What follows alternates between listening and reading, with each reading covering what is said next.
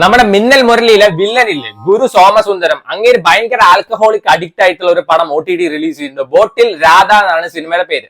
So ഇതിൽ രാധ എന്ന് ഉദ്ദേശിക്കുന്നത് ഇങ്ങേരെ ക്യാരക്ടറിന്റെ പേര് രാധാമണി എന്നാണ്. അതാണ് സംഭവം. അപ്പൊ ഇതിൽ നമ്മുടെ നായകൻ വന്നിട്ട് ഒരു ടൈൽ പണിക്കാരനാണ്, ടൈൽ മേസ്തിരി എന്നൊക്കെ പറയുന്നുണ്ട്. ഭയങ്കര ആൽക്കഹോളിക് അഡിക്റ്റ് ആണ് ഇങ്ങേര്. രാവിലെ മുഖം കഴുകുന്നത് വരെ കള്ളും കുപ്പിയിലാണ്. ഇങ്ങേര് കിട്ടുന്ന പൈസയും കൊണ്ട് കള്ളു കുടിക്കും, സ്ട്രെസ് വന്നാൽ കള്ളു കുടിക്കും. അത് വെച്ച് പോലീസ് അറസ്റ്റ് ചെയ്ത് വെച്ച പോലീസ് സ്റ്റേഷനിൽ പോയിട്ട് സീൽ വെച്ച കുപ്പി പൊട്ടിച്ചു കുടിക്കും. ഇങ്ങേരെ ഭാര്യയായിട്ട് അഭിനയിച്ച ഒരു ആക്ട്രസ് ഉണ്ട്, അടിപൊളിയായിട്ട് തന്നെ പെർഫോം ചെയ്തിരിക്കുന്നത് കേട്ടോ. അവർക്കാണ് വെച്ചാൽ ഇങ്ങേര് കള്ളു കുടിക്കുന്നത് ഇഷ്ടമല്ല, ഇങ്ങേരെ കൊണ്ട് പൊറുതി മുട്ടിയിട്ടിരിക്കുകയാണ്. മാലയൊക്കെ പണയം വെച്ചിട്ട് വണ്ടി മേടിച്ചു കൊടുക്കും. ഇങ്ങേരെ കള്ളു കുടിച്ചിട്ട് എവിടെയെങ്കിലും ഇട്ടിട്ട് വരും. ഇങ്ങേരെയാണെന്ന് വെച്ചാൽ ഇട്ടിട്ട് പോകാനും പറ്റില്ല, ഇഷ്ടമുണ്ട്. അങ്ങനെ ഇങ്ങേരെ പിടിച്ചിട്ട് ഒരു ഡി അഡിക്ഷൻ സെന്ററിൽ കൊണ്ടാക്കുകയാണ്. പിന്നീട് ഉണ്ടാവുന്ന കാര്യങ്ങളൊക്കെയാണ് ഈ സിനിമയിൽ പറയുന്നത്. സോ പെർഫോമൻസ് വൈസ് നോക്കുകയാണെന്ന് വെച്ചാൽ അടിപൊളി പടം. സോ ഈ പെർഫോമൻസ് ബേസ്ഡ് മൂവീസ് ആണ് നിങ്ങളുടെ കപ്പ് ഓഫ് ടീ വെച്ചാൽ നിങ്ങൾ എന്തായാലും കണ്ടിരിക്കേണ്ട ഒരു പടം എന്നേ ഞാൻ പറയുള്ളൂ. I repeat, performance based. ഈ ആൽക്കഹോളിക് അഡിക്ട്സ് ആയിട്ടുള്ള ആൾക്കാർ അല്ലെങ്കിൽ കൂടുതൽ കുടിക്കുന്ന ആൾക്കാരൊക്കെ ഉണ്ട് വെച്ചാൽ അവർക്ക് റിലേറ്റ് ചെയ്യാൻ പറ്റുന്ന സിനിമയാണ്. ബേസിക്കലി എനിക്ക് അതായിട്ട് ഒന്നും അറിയില്ല. സോ എനിക്ക് അത്ര വർക്ക് ആയില്ല പറയാം. കാരണം ഈ സിനിമയിൽ ചില ഭാഗത്ത് ലൈഫ് ഇല്ലാത്ത പോലെ എനിക്ക് തോന്നി. ഇപ്പൊ നമ്മള് ജയസൂര്യയുടെ വെള്ളം, അതേപോലെ തന്നെ ലാലേട്ടന്റെ സ്പിരിറ്റ് ഒക്കെ കണ്ടിട്ടില്ല. ഇതിന്റെ മാക്സിമം ഇന്റൻസിറ്റി ഈ ആൽക്കഹോളിക് ആയതുകൊണ്ട് എന്തൊക്കെ പ്രശ്നം ഉണ്ടാകുന്നുള്ള മാക്സിമം ലെവല് കാണിച്ചെന്ന സിനിമയാണ് ആ രണ്ടെണ്ണം. അപ്പൊ അത് കണ്ട ഒരാൾക്ക് ഇത് കാണുമ്പോൾ വലിയ ഇതൊന്നും തോന്നിയില്ല.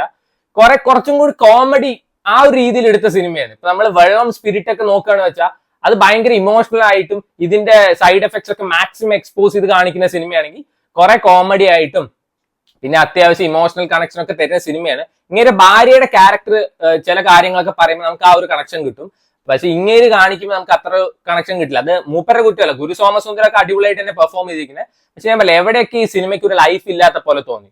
കുറെ സീൻസ് റിപ്പീറ്റ് ആയിട്ട് ഇങ്ങേര് ഇവിടുന്ന് ചാടും, എന്നിട്ട് ഭാര്യയുടെ അടുത്ത് പോയിട്ട് പ്രശ്നങ്ങളൊക്കെ പറഞ്ഞു തീർക്കും, വീണ്ടും കള്ളു കുടിക്കും, ഇങ്ങേരെ ഭാര്യ ഇറങ്ങിപ്പോവും, വീണ്ടും കള്ളു കുടിക്കും. കാണുമ്പോൾ നമുക്ക് ആ ഒരു ലൈഫ് കിട്ടുന്നില്ല. നമ്മൾ ചിലപ്പോൾ ഈ സിനിമകളൊക്കെ കണ്ടോണ്ടായിരിക്കും.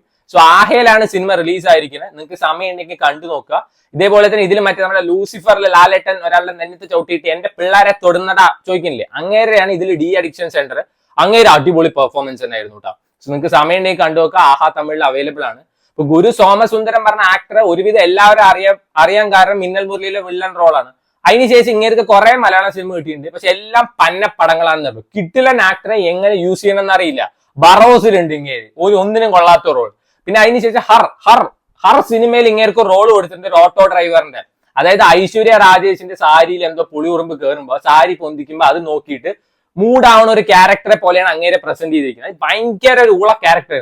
ഇവൻ പ്രോപ്പർ ആയിട്ട് ഡയലോഗ് പോലും ഇല്ല അങ്ങേർക്ക്. സിംഗേർ എന്തിനാ ഇങ്ങനത്തെ ക്യാരക്ടർ ചെയ്യണമെന്ന് എനിക്ക് മനസ്സിലാവില്ല. കിട്ടിലൻ ഒരു ക്ലാസിക് ആക്ടറാണ് and he is doing such stupid Rolls.